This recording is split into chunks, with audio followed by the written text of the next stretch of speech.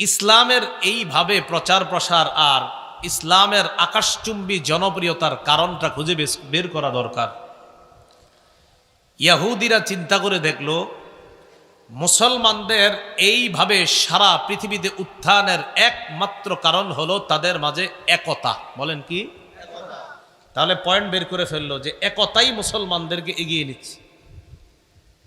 Point বের করার পর এই পয়েন্টকে কিভাবে নষ্ট করা যায় তখন তারা সন্ধি আটতে লাগলো। ইহুদিরা চিন্তা করে দেখলো অস্ত্র বলে মুসলমানদেরকে শেষ করার কোনোভাবেই সম্ভব না, কারণ মাত্র 313 জনের সাথে 1000 পারে না, 60 জনের সাথে 60,000 পারে না। অতএব অস্ত্র দিয়ে তাদেরকে শেষ করা যাবে না, কি বুদ্ধিভিত্তিক যুদ্ধের মাধ্যমে তাদের একতা নষ্ট করতে হবে। দুইটা কথা মনে রাখবেন। বলেন মুসলমানদের সারা দুনিয়াতে উত্থানের কারণ কি পাওয়া গেল? আর এটা নষ্ট করতে হবে অস্ত্রের যুদ্ধ দিয়ে না বুদ্ধির যুদ্ধ দিয়ে? বুদ্ধি। এই ইহুদিরা এবার বুদ্ধিভিত্তিক যুদ্ধের চিন্তা করলো যে বুদ্ধি দিয়ে এদেরকে শেষ করতে হবে।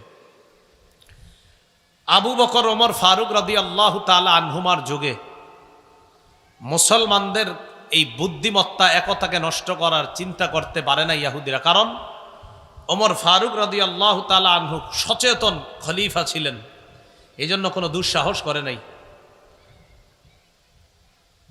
ওমর ফারুক রাদিয়াল্লাহু তাআলা আনহু চলে যাওয়ার পর মুসলমানদের খলিফা হলেন ওসমান গনি রাদিয়াল্লাহু তাআলা।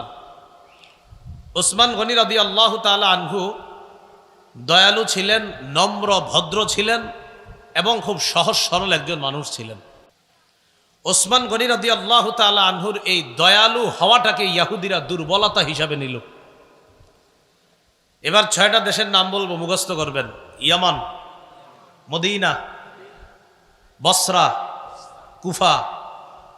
কুফা, শাম, মিশর। 1 নাম্বার ইয়ামান, 2 নাম্বার মদিনা, 3 নাম্বার বসরা, 4 নাম্বার কুফা, 5 নাম্বার শাম, 6 নাম্বার মিশর। মনে থাকবে নি? থাকবে। ইয়ামান, মদিনা, বসরা, কুফা, শাম, মিশর, এই 6টা দেশের নাম মনে রাখেন। ইয়ামানের একটা এলাকা আছে নাম সনআ। এই সনআতে এক ইহুদির জন্ম হয়, তার নাম আব্দুল্লাহ ইবনে সাবাহ। বলেন কি নাম? এই নামটা সারা জীবন মনে রাখবেন। মনে রাখবেন মুসলমানদের একতা নষ্ট করাই যেই খলনায়ক, তার নাম আব্দুল্লাহ ইবনে সাবাহ। বলেন তো মুসলমানের উত্থানের কারণ কি? একতা। একতা নষ্ট করবে কি যুদ্ধ দিয়ে? বুদ্ধির। এই একতা নষ্টকারীর খলনায়কের নাম কি? Ibn Saba. জন্ম কোথায়? ইয়ামানে। ইয়ামানের আব্দুল্লাহ ইবনে সাবাহ চিন্তা করলো একতা নষ্ট করা যায় কিভাবে। একতা নষ্ট করার জন্য লম্বা সময় ফিকির করছে। ফিকির করে আবু বকর ওমরের জামানায় একতা নষ্ট করার এই সিদ্ধান্তে সে যে বাস্তবায়ন করবে এই সাহস সে দেখাইতে পারতেছে না, কারণ হযরত ওমর ফারুক খুব সচেতন, কোনোভাবে টের পাইলে ওর অবস্থা খারাপ হয়ে যাবে, এটা সে ভালো করে জানে। এই জন্য সে হযরত উসমান গনির শাসন আমলকে দুর্বলতা হিসাবে নিল, কারণ উসমান গনি খুব দয়ালু মানুষ। আব্দুল্লাহ ইবনে সাবাহ ইয়ামান থেকে রওনা করলো মদিনায়। মদিনায় আইসা জনগণের সামনে কালিমা পড়ে মুসলমান হইল। এই মুসলমান মানি বাস্তবিক মুসলমান না, এটা হলো তাদের সামনে একটা লেবাস ধরছে মুসলমানের। বড় দাড়ি, আল্লাহওয়ালা বুজুর্গ, সারাক্ষণ ইবাদতে কাটায় আব্দুল্লাহ ইবনে সাবাহ। একদিন ওসমান গনি রাদিয়াল্লাহু তাআলা আনহুকে বলল, আপনি চাইলে আমাকে মদিনার কোনো দায়িত্ব দিয়ে দিতে পারেন। ওসমান গনি রাদিয়াল্লাহু তাআলা আনহু বললেন, মদিনার দায়িত্ব তোমাকে দিব? হযরত ওসমান গনি যেহেতু একজন শাসক, উনি বুদ্ধির মাধ্যমে চিন্তা করে দেখলেন এই লোকের সিদ্ধান্ত আর এই লোকের চিন্তা চেতনা মনে হয় তেমন একটা ভালো না। ওসমান গনি বুঝতে পারছে, সরাসরি বলে দিলেন, তুমি যোগ্য না কোনো দায়িত্বের। আব্দুল্লাহ ইবনে সাবাহ তাকে অযোগ্য বলার কারণে এবার সে কি করলো, ওসমান গনি রাদিয়াল্লাহু তাআলা আনহুর বিরুদ্ধে কিভাবে কুচ্ছা রটনা যায় এই জন্য সে কয়েকটা বিষয় অন্যান্য সহজ সরল মুসলমানদের মাঝে প্রচার করতে লাগলো। সহজ সরল মুসলমানদেরকে বুঝাইল যে আলী রাদিয়াল্লাহু তাআলা আনহু জীবিত থাকতে হযরত উসমান কিভাবে খলিফা হয়। দেখেন কেমনি বুঝায়। তো অন্যরা কয় কিভাবে? আলী হলেন একজন হাশিমি বংশের লোক, নবীজির মেয়ের জামাতা, হযরত আলীর জ্ঞান বুদ্ধিও সবচেয়ে বেশি। উনি থাকতে উমাইয়া বংশের ওসমান কিভাবে খলিফা হয়? তো সহজ সরল মুসলমানদের অনেকে কয় ঠিকই তো মোটামুটি ভাবে হযরত উসমানের বিরুদ্ধে একদল মুসলমান তৈরি করে ফেলছে সে। এটা কিন্তু আমাদের মাঝে আছে, দেখবেন যদি আপনার আমাদের দেশেও আছে এরকম। যেমন বর্তমান যে খতিব আপনাদের মসজিদের, এই বেচারা আছে 20 বছর ধইরা, ঘটনাচক্রে আরেকজন এই মসজিদে আপনারা ঢুকাইবেন। এখন নতুন করে ওনার কোনো দোষ নাই, কি কওয়া যায় করে আমগো এলাকার এত বড় হুজুর থাকতে হেরে কিল্লে জ্ঞানে রাখবো, এরকম একটা দুর্বলতা আর কি। আলী রাদিয়াল্লাহু তাআলা আনহু যোগ্য অনেক বড় আলেম, কোনো সন্দেহ নাই। হযরত আলী রাসূলের মেয়ের জামাতা, কোনো সন্দেহ নাই। হযরত আলী রাদিয়াল্লাহু তাআলা হাশিমি বংশের অনেক বড় যোগ্যতার অধিকারী, কোনো সন্দেহ নাই। কিন্তু কথাটা কেমনি কইছে দেখেন, আলী থাকতে উসমান কিভাবে খলিফা হয়? তো অনেকে এই টোপটা গিলছে, হ্যাঁ ঠিকই তো, কিভাবে হয়? হযরত আলী রাদিয়াল্লাহু তাআলা আনহুর ব্যাপারে এইগুলা বলা বলে শুরু করছে। আলীর কানে কিন্তু এগুলা যায় না, কারণ হযরত আলীর কানে যদি এগুলা যাইতো তো ওরে শায়েস্তা করত। হযরত উসমান গনি তার দূরদর্শিতা বুঝতে পেরে তাকে মদিনা থেকে বের করে দিয়েছে। আসছে কোত্থেকে? এখন আছে কোথায়? মদিনায়। মদিনা থেকে বের করে দেওয়ার পর গেল বসরায়। হাসান বসরি রহমতুল্লাহ নাম শোনেন নাই? এই বসরা। বসরায় যাওয়ার পর হযরত উসমান রাদিয়াল্লাহু তাআলা আনহুর বিরুদ্ধে বসরায় কথা বলা শুরু করলো। বসরার গভর্নর যিনি ছিলেন তিনি বুঝতে পারলেন, বুঝতে পেরে আব্দুল্লাহ ইবনে সাবাকে বসরা থেকে বের করে দিল। বসরা থেকে বের করে দেওয়ার পর সে গেল কুফায়। কুফায় যাওয়ার পর হযরত উসমানের বিরুদ্ধে আগে থেকে কিছু লোক ছিল সেখানে। আব্দুল্লাহ ইবনে সাবা এটারে কাজে লাগাইল।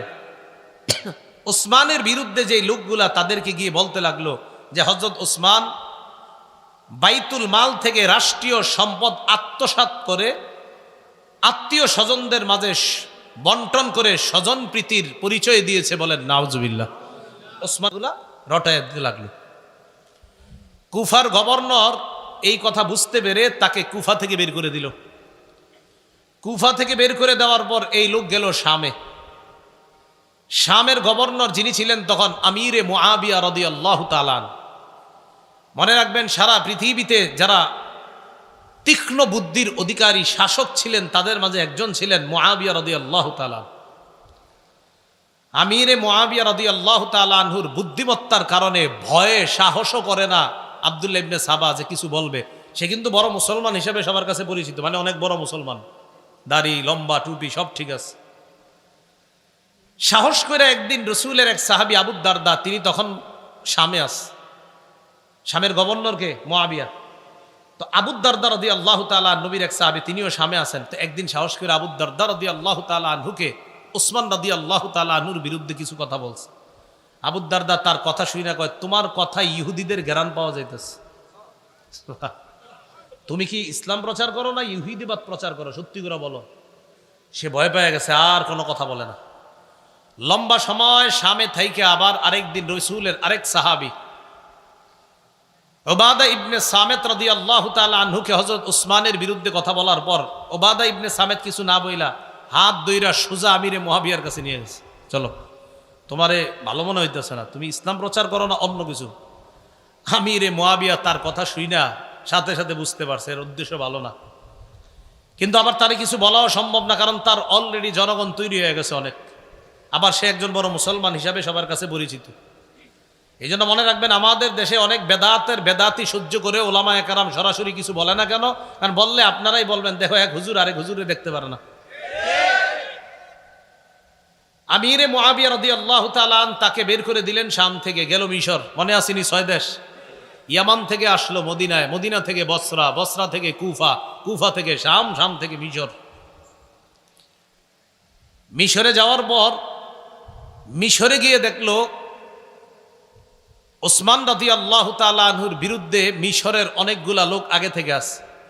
মুহররম মাস আসলে যেই সমস্ত উল্টাপাল্টা কাজগুলা হয়, মনে রাখবেন এই উল্টাপাল্টা কাজগুলার সূচনা বেশি হয়েছে মিশর থেকে। মিশরে যাওয়ার পর সে তার মতবাদ ভালোভাবেই প্রচার করতে লাগলো।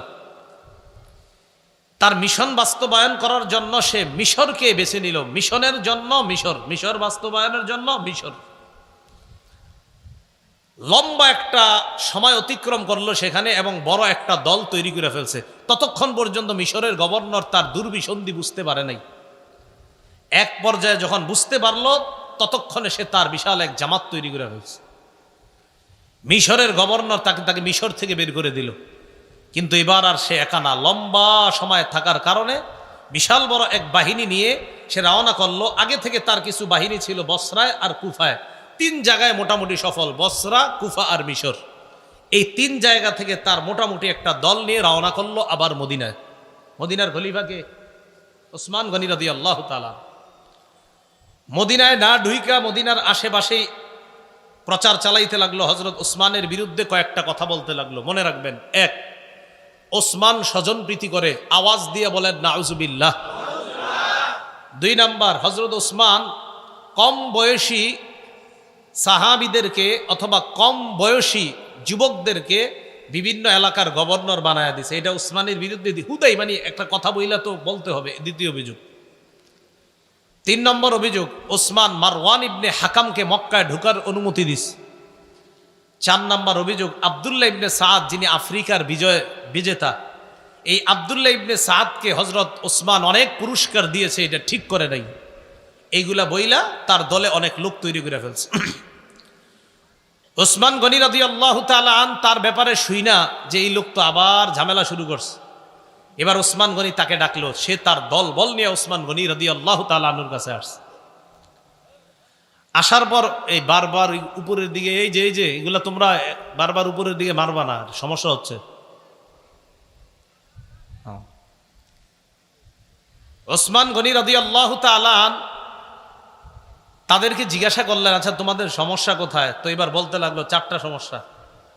1 নাম্বার, আপনি বাইতুল মাল রাষ্ট্রীয় সম্পদ আপনার আত্মীয় স্বজনদেরকে দিয়ে আপনি স্বজন প্রীতি করলেন। ওসমান গনি রাদিয়াল্লাহু তাআলা আনহু জবাব দিলেন যে দেখো, আল্লাহ আমারে এত সম্পদ দান করছে, আমি এ পর্যন্ত খলিফা হিসাবেও রাষ্ট্রীয় কোষাগার থেকে 1টা টাকাও ভাতা গ্রহণ করি নাই। উল্টা আমার আত্মীয় স্বজনদেরকে দেওয়া দূরের কথা, আমি আমার বেতনটা পর্যন্ত আজও পর্যন্ত রাষ্ট্রীয় কোষাগার থেকে নিইনি। আমি যা দান করি সব আল্লাহ প্রদত্ত নেয়ামত, আল্লাহ আমার সম্পদ দিছে, আমার সম্পদ থেকে আমি দান করি। 2 নম্বর অভিযোগ, আপনি যুবক কম বয়সী সাহাবীদেরকে, কম বয়সী যুবকদেরকে গভর্নর বানাইছেন। কম বয়সীরা যদি যোগ্য হয় তাদেরকে দায়িত্ব দেওয়ার ইতিহাস তো নবীর যুগে আছে। সুবহানাল্লাহ। কোথায় আছে? আব্দুল্লাহ ইবনে সাবা আর কি জানবে? ওসমান গনি বললেন, রসুলের নাতি উসামা ইবনে যায়েদ রাদিয়াল্লাহু তাআলা, কি নাম? উসামা। এই উসামার বয়স যখন 17, উসামাকে আমির বানায়া বয়স্ক সাহাবীদেরকে তার নেতৃত্বে আল্লাহ রসুল বিভিন্ন যুদ্ধে পাঠানোর ইতিহাস আছে। তাহলে এরকম কম বয়সী একজন সাহাবীকে রসুল আমির বানায়া বয়স্ক সাহাবীদেরকে তার দলে দিয়েছেন। এখান থেকেই বোঝা যায় যে কম বয়সী ব্যক্তি যদি যোগ্য হয়, তার যোগ্যতার তার আসনে তাকে বসানোটা এটা অন্যায় না। আর অভিযোগ থাকলে বলো। 3 নম্বর অভিযোগ, মারওয়ান ইবনুল হাকামকে আপনি মক্কায় ঢোকার অনুমতি কেন দিয়েছেন? রসুল সাল্লাল্লাহু আলাইহি সাল্লামের সাহাবী ওসমান গনি বললেন, মারওয়ান ইবনুল হাকাম একজন মুসলমান, আর মুসলমানকে মক্কায় ঢোকার অনুমতি রসুল দিয়েছেন, এখানে আমি বাধা দেওয়ার কে? এই জন্য এটা কোনো অভিযোগই না। 4 নাম্বার, আফ্রিকা বিজয় করেছে যে তাকে আপনি এত পুরস্কার দেওয়া ঠিক করেন নাই। আচ্ছা পুরস্কার বেশি দেওয়া হয়ে গেছে? হ্যাঁ, আচ্ছা ঠিক আছে, পুরস্কার ছিনায় আনলাম, অন্তত তুমি তারপরও বিশৃঙ্খলা করো না। ওসমান গনি রাদিয়াল্লাহু তাআলা উনি ফিতনা পছন্দ করতেন না, উনি ঝগড়া পছন্দ করতেন না। উনি বললেন ঠিক আছে, পুরস্কার ফিরিয়ে আনলাম, তারপরও তুমি বিশৃঙ্খলা করো না। আব্দুল্লাহ ইবনে সাবা, ওই মুনাফিক ইয়াহুদি, সে চিন্তা করলো ঘটনা কি, এর যা কই সবই দিমানে, এটা তো তেমন কিছু করা যায় না। সে আবার তার দলবল নিয়ে চলে গেল মদিনার বাহিরে 3 মঞ্জিল দূরে। আলী রাদিয়াল্লাহু তাআলা আন, তলহা এবং জুবায়ের 3 জন প্রবীণ সাহাবী, তাদের কাছে গেল আব্দুল্লাহ ইবনে সাবা। যাওয়ার পরে তাদেরকে বলল, আপনারা থাকতে ওসমান গনি খলিফা হয় কেমনে? আলী রাদিয়াল্লাহু তাআলা সরাসরি বললেন, তোমার মতলব ভালো মনে হচ্ছে না। সে দেখলো না আলী তলহা জুবায়ের তাদের কাছে বেশি চান্স পাওয়া যাবে না। এবার নতুন ষড়যন্ত্র করলো। খুব মন দিয়ে শোনেন। নিজে একটা চিঠি লিখলো আব্দুল্লাহ ইবনে সাবা। এই চিঠির মধ্যে লেখা মিশরীরা মিশরে যাওয়ার পর তাদেরকে হত্যা করবা। আমিরুল মুমিনিনের পক্ষ থেকে নির্দেশ। আমিরুল মুমিনিনকে ওসমান, ওসমানের লেখা চিঠিটা না আব্দুল্লাহ ইবনে সাবার লেখা? আব্দুল্লাহ ইবনে সাবা নিজে থেকে একটা চিঠি বানাইছে, বানায় এটা লেখছে, লেখে এবার মিশরীদেরকে দেখাইছে, কয় দেখো তার সাথে কয় দেশের লোক আছে? 3 দেশ, মিশর, বসরা, কুফা। তো মিশরীদেরকে দেখাইছে, দেখো তোমরা মিশরে যাওয়ার পর তোমাদেরকে যেন হত্যা করা হয় এই নির্দেশনা দিয়েছে ওসমান। এই চিঠি দেখাইতে গেছে আলী রাদিয়াল্লাহু তাআলা আনহু। হযরত আলী রাদিয়াল্লাহু তাআলা আনহু বুদ্ধিমান সাহাবী ছিলেন, বিচক্ষণ সাহাবী। হযরত আলী চিঠি দেখেই বুঝতে পারছে এটা বানানো চিঠি। আর চিঠি দেখার পরে কয়, আচ্ছা ওসমান গনি লেখছে এটা না? কয় হ্যাঁ। কয় ঠিক আছে তোমরা যাও। মিশরীদেরকে আলাদা করে কুফা আর বসরার যারা তাদেরকে বলল, আচ্ছা মিশরীদেরকে হত্যা করার নির্দেশনা দিয়েছে ওসমান, এটা কি তোমরা জানো? কুফার আর বসরার হেরা কয় হ্যাঁ আমরা জানি। হযরত আলী কয় তোমরা কেমনে জানলা এটা? এটা কিভাবে জানলা তোমরা? এখন সবাই চুপ। আসলে তো আমরা কেমনে জানলাম, আমগরে তো এখন কেউ বলে নাই। আলী বললেন যে মিশরীদেরকে ওসমান গনি হত্যা করতে বলছে, একটা নির্দেশনা আছে জানো? তো ঠাস করে সবাই বল হ্যাঁ হ্যাঁ জানি জানি। আলী কই কেমনে জানলাম? হযরত আলী বললেন এর মানে তোমাদের এই 3 গ্রুপেরই প্ল্যান করা একটা চিঠি এটা। তো চিঠিতেও তেমন কোনো কাজ হইল না। আব্দুল্লাহ ইবনে সাবা ইতিমধ্যে তার জনগণ আরো বাড়াইতেছে। হযরত আলী রাদিয়াল্লাহু তাআলা আনহু বুঝতে পারছে অবস্থা বেশি ভালো না। ইতিমধ্যে জিলহজ মাস এসে গেছে। কোন মাস? 35 হিজরির জিলহজ মাস। মদিনার বড় বড় সাহাবায়ে কেরামরা হজ করার জন্য চলে গেলেন মক্কায়।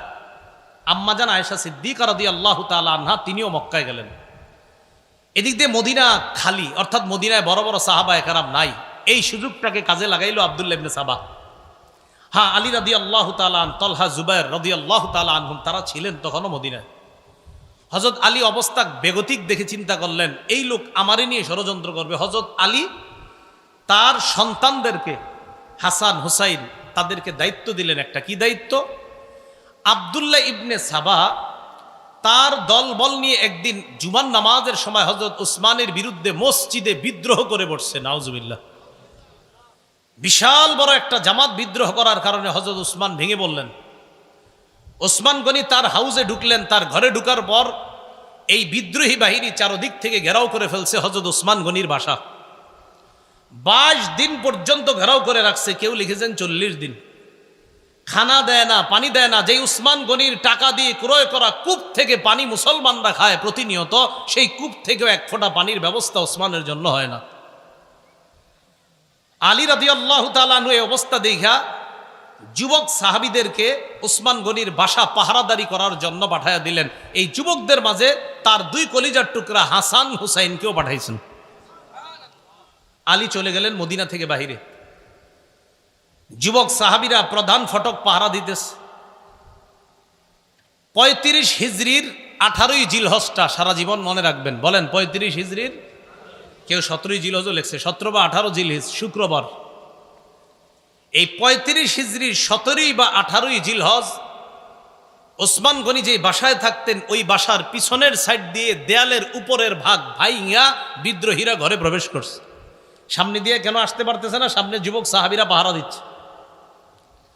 ঘরে প্রবেশ করার পর হযরত উসমান গনি তখন সূরা বাকারা তেলাওয়াত করতেছে। সূরা বাকারার 137 নম্বর আয়াত পড়তেছিলেন। ওই মুহূর্তে একজন পাপিষ্ঠ পিছন দিক থেকে হযরত উসমানের কল্লা বরাবর আঘাত করছে।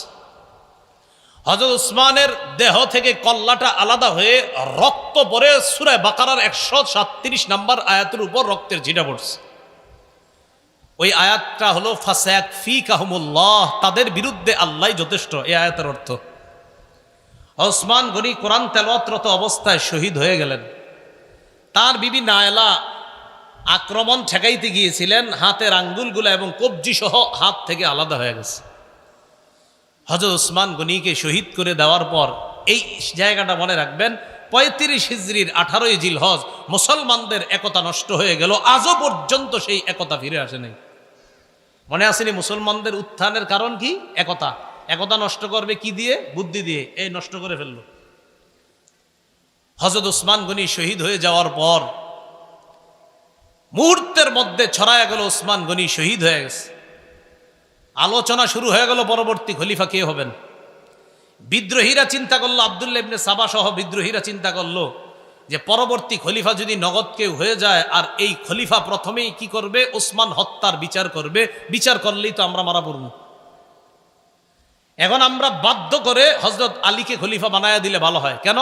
হযরত আলী হলেন ঠান্ডা মাথার মানুষ, তিনি প্রথমেই বিচার করবেন না, তিনি প্রথমেই খেলাফত সামাল দিবেন, এরপর পরিস্থিতি নিয়ন্ত্রণে এনে হয়তো তিনি বিচার করবেন।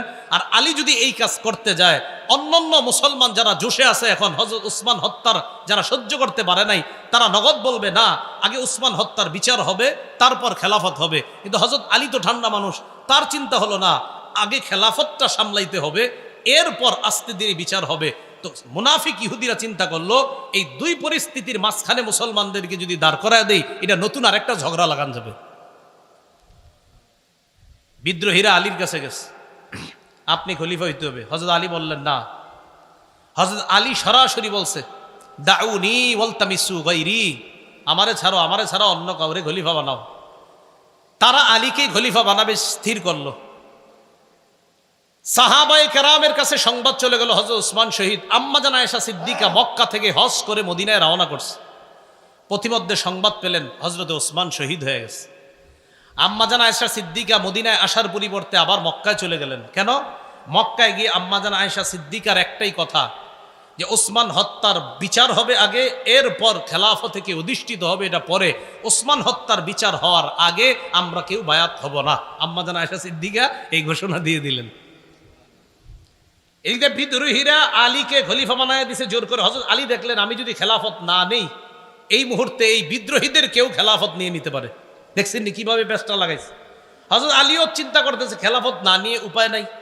আবার আরেক দল সাহাবা বলতেছে, না, আগে বিচার হবে, তারপর বায়াত হব। এইখানে আর একটা ব্যস্ত লাগাই দিছে বিদ্রোহীরা। আম্মা জান আয়েশা সিদ্দিকা রাদিয়াল্লাহু তাআলা আনহার সাথে তলহা এবং জুবাইর রাদিয়াল্লাহু তাআলা মদিনা থেকে মক্কায় গিয়ে দেখা করছে। আম্মা জান, ওসমান তো শহীদ হয়ে গেছে, কি করা? আম্মা জান আয়েশা সিদ্দিকা বললেন, শাহাদাতের প্ল্যান কোত্থেকে হয়েছে? কয় বসরা আর কুফা থেকে। কয় চলো বসরা আর কুফায় যাব, সেখান থেকে আমরা ওসমান হত্যার বদলার প্ল্যান করব। কি বলতেছে আম্মা জান আয়েশা সিদ্দিকা রাদিয়াল্লাহু তাআলা আনহা। তিনি চলে গেলেন, রওনা করলেন বসরা।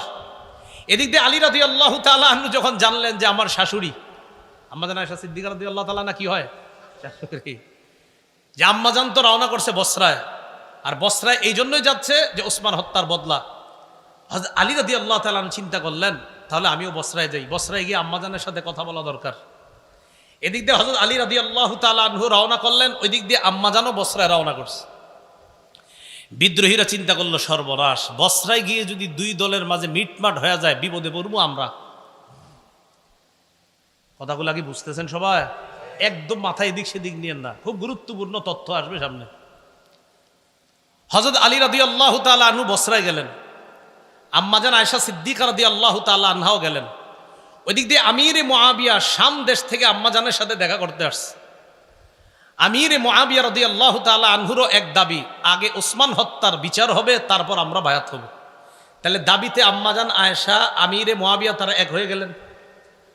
আলী রাদিয়াল্লাহু তাআলা আনহু গেলেন, যাওয়ার পর আম্মা জান আয়েশা রাদিয়াল্লাহু তাআলা আনহা এবং আমিরে মুআবিয়ার সাথে কথা বললেন যে দেখো, যদি কোনোভাবে যুদ্ধ লেগে যায় ক্ষতি হবে আমাদের, তাই কোনো যুদ্ধ চাই না, আমাদের মাঝে মীমাংসা হয়ে যাক।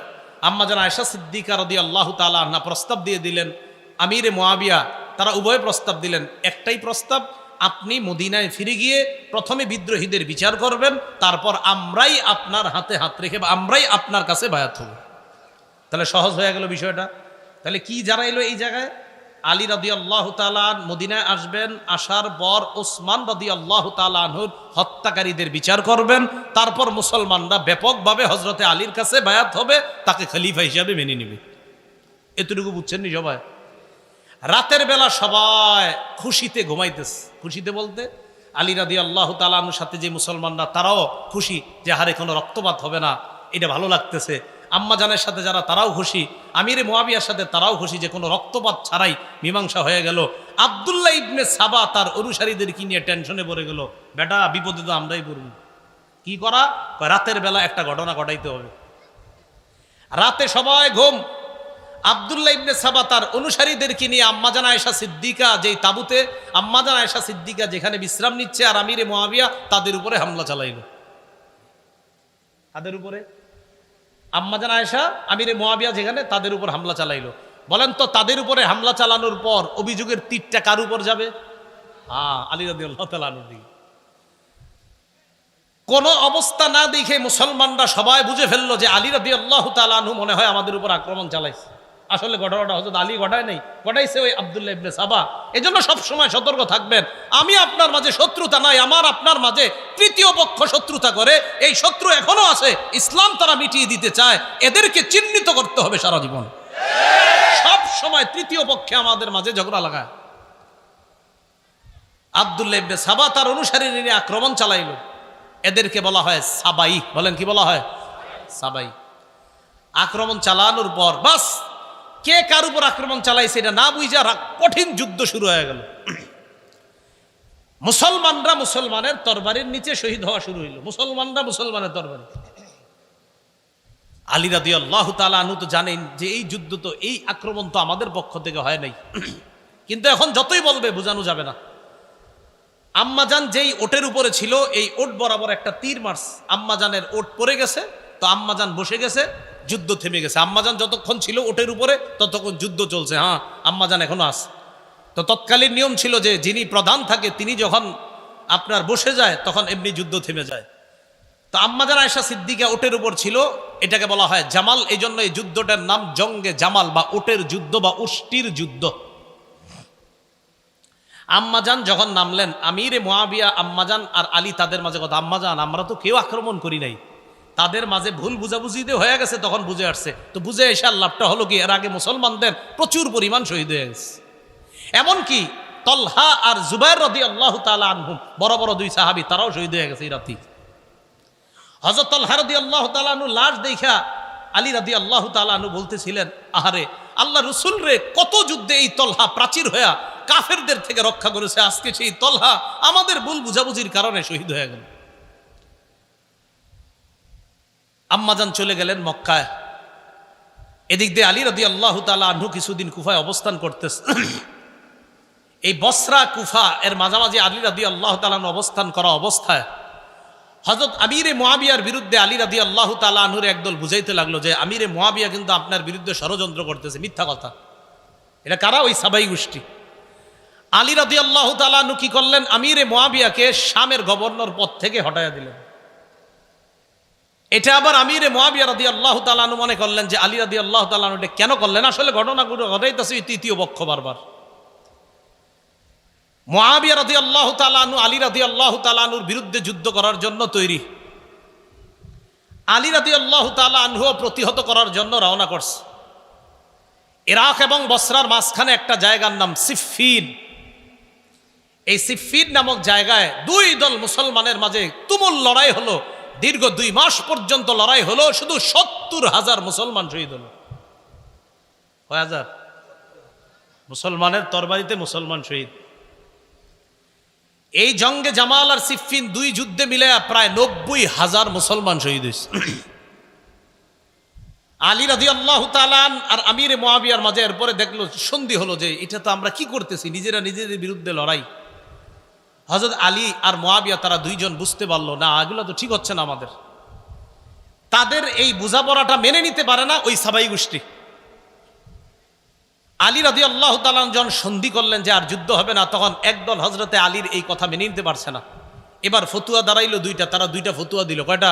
ওই সাবাই গোষ্ঠী 2 ফতুয়া দিল। এক, আমিরে মুয়াবিয়া হযরত আলীর ইমামত না মানার কারণে তিনি কাফের, নাউজুবিল্লাহ বলেন। আর হযরত আলী মুয়াবিয়ার সাথে সন্ধি করার কারণে তিনি ফাসেক। দেখছেন, দুজনের উপর ফতুয়া লাগাইছে যে আমিরে মুয়াবিয়া কাফের, নাউজুবিল্লাহ, হযরত আলীকে না মানার কারণে। আজ হযরত আলী কেন সন্ধি করলেন, এজন্য তিনি ফাসেক। আর একদল বের হয়ে গেল হযরত আলীর দল থেকে। বের হওয়ার আরবি হলো খুরুজ, খরজায়া খুরুজু, এখান থেকে বের হয়েছে। এই বের হওয়ার কারণে তাদেরকে বলা হয় খারিজি। ওই খারিজি মানে এখান থেকে বের হয়ে গেছে। তাহলে সাবাইদের থেকে আরেকটা দল বের হয়ে গেল, এরা হয়ে গেল খারিজি। খারিজিরা বের হয়ে যাওয়ার পর তাদের ফতুয়া আমিরে মুয়াবিয়া কাফের, নাউজুবিল্লাহ। বড় দুঃখজনক বিষয়, বর্তমান যুগের অনেক মুসলমানও এটা মনে করে আমিরে মুয়াবিয়া কাফের। 3 বার নাউজুবিল্লাহ বলেন। হ্যাঁ, আমিরে মুয়াবিয়াকে কি বলে? কাফের, নাউজুবিল্লাহ। রসুলের একজন জান্নাতি সাহাবীকে বলে কাফের। রসুল সাল্লাল্লাহু আলাইহি সাল্লাম বলছেন, আমার উম্মতের যেই দলটা প্রথম নৌপথে লড়াই করবে তারা জান্নাতি। আমিরে মুয়াবিয়া ওই সাহাবী যিনি নৌবহর তৈরি করেছিলেন এবং রোমকদের নৌবহরকে শোচনীয়ভাবে পরাজিত করেছিলেন, যেই সাহাবী, তিনি আমিরে মুয়াবিয়া রাদিয়াল্লাহু তাআলা। তাহলে একজন জান্নাতি সাহাবীকে কাফের বলা, এটা কি মুসলমানরা যারা আমরা কাফের বলবো, এটা কি আমাদের সওয়াব হবে না গুনাহ হবে? অন্যায়, শুধু গুনাহ না, বড় গুনাহ। আল্লাহ আমাদেরকে হেফাজত করেন। আমিরে মুয়াবিয়া রাদিয়াল্লাহু তাআলা আর আলী রাদিয়াল্লাহু তাআলা আনহুর মাঝে এই সাবাই আর খারিজিরা আপনার একটা দ্বন্দ্ব লাগাইয়া দিল। এবার হযরত আলী রাদিয়াল্লাহু তাআলা আনহু কোনোভাবে শাসনভারটা রক্ষা করার জন্য তিনি তখন মদিনা থেকে ইসলামী খেলাফতটাকে নিয়ে গেল কুফায়। কোথায়? কুফায়। এখন মুসলমানদের ইসলামী খেলাফত পরিচালনা হয় কুফা থেকে। এই যে মদিনা থেকে ইসলামী খেলাফত বের হলো, আর অদ্যাবধি পর্যন্ত ইসলামী খেলাফত আর মদিনায় আসেনি। ইসলামী খেলাফত কুফায় নিয়ে যাওয়ার পর হযরত আলী রাদিয়াল্লাহু তাআলা আনহুরে যারা মহাব্বত বলে দাবি করে, তখন এই তারা দেখলো যে হযরত আলী ঠান্ডা মাথায় আস্তে ধীরে পরিস্থিতি সামাল দেওয়ার জন্য চেষ্টা করতেছে। এই পরিস্থিতি সামাল দেওয়ার চেষ্টাটাকে তারা ভালোভাবে নেয় নাই। এক দল তারা কি করলো, খারিজিরা হযরত আলীর বিরুদ্ধেই লড়াই করার জন্য তৈরি। নাউজুবিল্লাহ। হযরত আলীর মহাব্বতের লোকেরা আলীর বিরুদ্ধে যুদ্ধ করবে। যুদ্ধ হলো, যুদ্ধে খারিজিরা শোচনীয়ভাবে পরাজয় বরণ করলো। খারিজিরা পরাজয় বরণ করার পর খারিজিদের কয়েকজন সন্ধি করলো, এক রাতেই আলী, মুয়াবিয়া আর আমর ইবনুল আসকে তারা হত্যা করবে। দেখছেন নি, এতদিন যাদেরকে বলতো কাফের, আমিরে মুয়াবিয়ার আলীকে এতদিন আলাদা চোখে দেখতো না, এখন তারা চিন্তা করলো না, আমগো শত্রু আলীও, মুয়াবিয়াও, আমর ইবনুল আস, তিনজন আমগো শত্রু। তারা চিন্তা করলো যে তিনজনকে রাতে হত্যা করতে হবে। 40 হিজরি, কত হিজরি? 40 হিজরির 15ই রমজান ফজরের নামাজ পড়ার জন্য আলী রাদিয়াল্লাহু তাআলা আনহু মসজিদে রওনা করছে।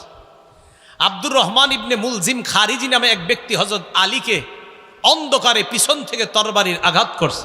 এই আঘাত এতটা কঠোর ছিল যে হযরত আলী এরপর মাত্র 2 দিনের মাথায় 17ই রমজান শাহাদাত বরণ করে। ইন্না লিল্লাহি ওয়া ইন্না ইলাইহি রাজিউন। তাহলে 40 হিজরির 15ই রমজান হযরত আলীকে আঘাত করা হয়, 17ই রমজান তিনি শহীদ হয়ে যান। আমিরে মুয়াবিয়াকে ওই রাতে আঘাত করা হয়েছে, কিন্তু তিনি প্রতিহত করতে পেরেছিলেন, তাকে তেমন ক্ষতি করতে পারে নাই। আমর ইবনুল আস ঘটনাচক্রে ওই রাতে নামাজে না বের হয়ে আরেকজনকে পাঠাইছিলেন। আরেকজনকে পাঠানোর কারণে ওই ব্যক্তি অন্ধকারে মনে করছে এটাই মনে হয় আমর ইবনুল আস, এরে মারছে। তখন আমর ইবনুল আসের পরিবর্তে ওই ব্যক্তি নিহত হয়ে গেছে, শহীদ হয়ে গেছে। তাহলে এক রাতে 3 জনের উপর হামলা চালানো হয়েছে। কেউ বলেন ভিন্ন রাতেই হামলা চালাইছে, হামলায় 2 জন শহীদ। এর মধ্যে হযরত আলী শহীদ হলেন, আমিরে মুয়াবিয়াকে হামলা চালানো হয়েছে, তিনি শহীদ হননি। আমর ইবনুল আস মনে করে আরেকজনকে হামলা চালানো হয়ে গেছে, তিনি শহীদ হয়ে গেছেন। হযরত আলী শহীদ হয়ে যাওয়ার পর খেলাফতের দায়িত্ব ভার আসে হযরত হাসান রাদিয়াল্লাহু তাআলা আনহুর কাছে। হযরত আলীর ছেলে হাসান রাদিয়াল্লাহু তাআলা। হযরতে হাসান খেলাফত নেওয়ার পর তিনি চিন্তা করলেন যে মুসলমানের এই খেলা এই কতদিন চলবে। আর হযরত হাসানের ব্যাপারে আল্লাহ রাসূল বুখারীর বর্ণনা আছে, বলেছিলেন আমার এই নাতি, এভাবে বলছে, আমার এই নাতি, আমার এই সন্তান বলছে, আমার এই নাতি এত মহব্বতের, এত আমার এই নাতির মাধ্যমে আমি আশাবাদী আল্লাহ 2টা দলের মধ্যে চলমান বড় ফিতনাকে আল্লাহ রক্ষা রহিত করে দিবেন। রাসূল জীবদ্দশায় বলেছিলেন আমার এই নাতির মাধ্যমে। হযরত হাসান খেলাফত পাওয়ার পর 5-6 মাস কম বেশি হবে খেলাফতে অধিষ্ঠ থাকার পর হযরত হাসান নিজে গিয়ে আমিরে মুয়াবিয়াকে বললেন, চাচা আর কতদিন এগুলা চলবে, আমি আপনাকে যথেষ্ট যোগ্য মনে করতেছি, তাই খেলাফতের দায়ভার আপনাকে দিয়ে মুসলমানদের মাঝে এই বড় ফিতনা আমি রহিত করতে চাই। হযরত হাসান আমিরে মুয়াবিয়ার হাতে খেলাফতের দায়িত্ব দেওয়ার পর কিছুদিনের মধ্যে সারা পৃথিবীর মুসলমানদের মাঝে আবার শান্তির সুবাতাস বওয়া শুরু হলো। আমিরে মুয়াবিয়ার জামানায় ইসলাম আবার চতুর্দিকে ছড়ায় পড়া শুরু করলো। সুবহানাল্লাহ। আফগানিস্তানের কান্দাহার, কাবুল, বেলুচিস্তান, পাকিস্তানের লাহোর পর্যন্ত ইসলামের বিজয় পতাকা উড়ে শুরু করলো পাকিস্তান। আমিরে মুয়াবিয়ার জামানায় আফ্রিকার পুরো অঞ্চলগুলো, কঠিন কঠিন যে অঞ্চলগুলো যেখানে ইসলাম প্রচার করাটা কষ্ট ছিল, এই অঞ্চলগুলো আল্লাহ বিজয় দান করলেন। তো বেলুচিস্তান, পাকিস্তানের লাহোর, আফগানিস্তানের কাবুল, কান্দাহার, এগুলা সহ আপনার সুদূর মিশর থেকে মরক্কো পর্যন্ত আপনার ইসলামের জয় জয়কর অবস্থা যখন এইভাবে চলতেছিল, খুব সুন্দর চলতেছে, হযরত হাসান রাদিয়াল্লাহু তাআলা 49 অথবা 50 হিজরিতে হযরত হাসান ইন্তেকালের পর কুফার কিছু জনগণের মাঝে আবার শয়তান সাবাই গোত্ররা খোসা শুরু করছে। আপনার 41 হিজরি থেকে মোটামুটি আবার সুবাতাস ইসলামের। হযরত হাসান যখন আমিরে মুয়াবিয়ার হাতে খেলাফত দিয়ে দিল, আবার সুন্দর চলতেছে। তো হযরত হাসান ইন্তেকাল করছে 49 বা 50 হিজরিতে। কুফার কিছু লোক ওই সাবাই বা ওই শিয়া বা খারিজিদের চক্রান্তে আবার খোঁচানো শুরু করছে। কয় কি? কয় যেহেতু হাসান মারা গেছে, এক কাজ করা দরকার। কি? কয় হুসাইনরে আমরা চিঠি পাঠাই যে আপনি খেলাফতের যোগ্য, আপনি আসেন। হযরত হুসাইনকে চিঠি লেখা শুরু করছে, হুসাইন আপনার মতো এরকম মানুষ থাকতে মুয়াবিয়া কি কেন খলিফা হবে? ওই আবার আগের ষড়যন্ত্র, ওই সেই আলীকে যেই কথাটা বলছিল, আপনি থাকতে উসমান কেন খলিফা হবে, মনে আসেনি এই কথা? আবার হযরত হুসাইন ভালোভাবে বুঝতে পারছে, কয় এই জাতীয় উল্টাপাল্টা কথা আর লেখবা না, আমিরে মুয়াবিয়া তিনিই যোগ্য। হযরত হুসাইন এই কথার তেমন কোনো গুরুত্ব দেয় নাই, তাহলে তেমন কোনো কাজ করতে পারে নাই। 49 বা 50 হিজরিতে আমিরে মুয়াবিয়ার শাসন ক্ষমতা চলতেছে 60 হিজরি পর্যন্ত চললো। কয় হিজরি? 60 হিজরি। 60 হিজরি পর্যন্ত শাসন ক্ষমতা চলার পর আমিরে মুয়াবিয়া যখন মুমূর্ষু অবস্থা, চিন্তা করলেন কি করা যায়। ওই যে মুসলমানদের খলিফা নির্বাচনের পদ্ধতি 4টার একটা হলো পরবর্তী খলিফার নাম ঘোষণা করা। আমিরে মুয়াবিয়া ইজতিহাদ করে দেখলেন যে আমার পরে খলিফা কাকে বানানো যায়। তো তিনি দেখলেন যে আমার পরে খলিফা হিসেবে যোগ্য আমার ছেলে ইয়াজিদ। আমিরে মুয়াবিয়া দেখলেন। উলামায়ে কেরাম, ফুকাহায়ে কেরাম বলেন যে দেশ চালানোর যোগ্যতা আসলেই ইয়াজিদের ছিল। কি? তাকওয়া বা খোদাবিরুতা, এই দিক দিয়ে হযরতে হুসাইন, আব্দুল্লাহ ইবনে ওমর, আব্দুল্লাহ ইবনে জুবায়ের, আব্দুল্লাহ ইবনে আব্বাস, আব্দুর রহমান ইবনে আবু বকর তখনও দুনিয়াতে জিন্দা। তাকওয়া খোদাবিরুতায় যে তারা শ্রেষ্ঠ, এতে কোনো সন্দেহ নাই। কিন্তু দেশ পরিচালনার যোগ্যতা যে ইয়াজিদের ছিল, এটা উলামায়ে কেরামও স্বীকার করে। তবে তাকওয়া খোদাবিরুতায় কারা এগিয়ে? হুসাইন, আব্দুল্লাহ ইবনে ওমর, আব্দুল্লাহ ইবনে জুবায়ের, আব্দুল্লাহ ইবনে আব্বাস, তারা এগিয়ে। আমিরে মুয়াবিয়া বড় বড় সাহাবী তাবিঈদের সাথে পরামর্শ করছে, আমি ইয়াজিদকে খেলাফতের দায়িত্ব দিতে চাই, আপনারা কি বলেন? তো তারা বলল, হ্যাঁ, দেশ পরিচালনায় ইয়াজিদকে দিতে পারেন। ততদিন পর্যন্ত ইয়াজিদের থেকে কোনরূপ খারাপ কিছু প্রকাশ পায় নাই। তো আমিরে মুয়াবিয়া পরবর্তী খলিফার নাম ঘোষণা করে গেছে। আমিরে মুয়াবিয়ার সম্পর্কে ইয়াজিদ কি হয়? ছেলে। হ্যাঁ, ইয়াজিদ যে খেলাফতের যোগ্য না, এই কথাটা হুসাইন রাদিয়াল্লাহু তাআলা আনহু সহ সাহাবায়ে কেরাম কেউ অস্বীকার করে নাই, যোগ্য না। তবে হুসাইন রাদিয়াল্লাহু তাআলা আনহু চেয়েছেন, না, বাপের ছেলে খলিফা হবে, এই পন্থাটা বের রহিত হওয়া দরকার। এটা যদি প্রতিষ্ঠিত হয় তো দুনিয়াতে দেখা যাবে বাবার অযোগ্য ছেলেরাও খলিফা হওয়া শুরু হবে। এটা হুসাইন রাদিয়াল্লাহু তাআলা আনহু ছেলের না, বাপের ছেলেই খলিফা হতে হবে, এই নিয়ম পদ্ধতিটা এটা দুনিয়া থেকে উঠে যাওয়া দরকার। এটা না উঠলে খালি বাপের ছেলেরা যদি খলিফা হতে থাকে, অযোগ্যরাও খলিফা হয়ে যাবে। এটা হুসাইন রাদিয়াল্লাহু তাআলা আনহুর চিন্তা।